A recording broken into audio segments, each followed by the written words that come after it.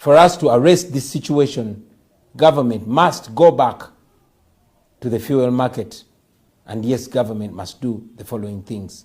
Number one, government must impose control on stocking levels and pricing decisions. I mean, no responsible government continues to just cry and lament on forces of demand and supply when the Petroleum Supplies Act allows the government to do something.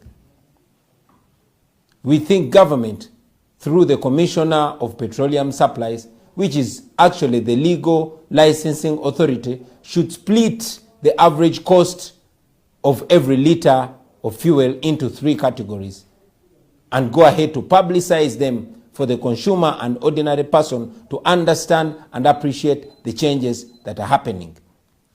First, the unit cost of delivering a liter of fuel from wherever it's coming from to the borders of Uganda.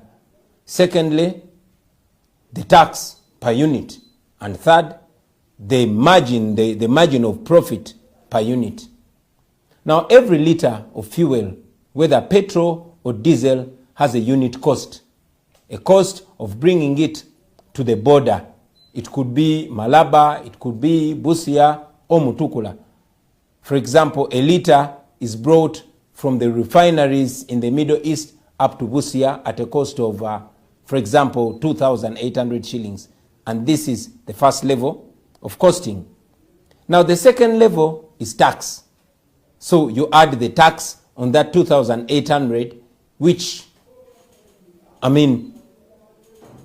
is brought on our borders.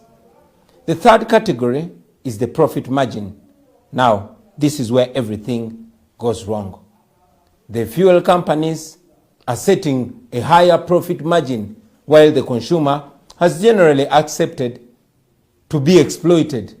The companies are setting whatever prices they want while the regulator is quiet. This is not a mistake, ladies and gentlemen, because the same people who are supposed to regulate are actually the same people in the fuel business. So they cannot regulate themselves. They also do not break down and publicize all these details in transparency for you, the common person, to understand, because they want to exploit you in ignorance. Number 2,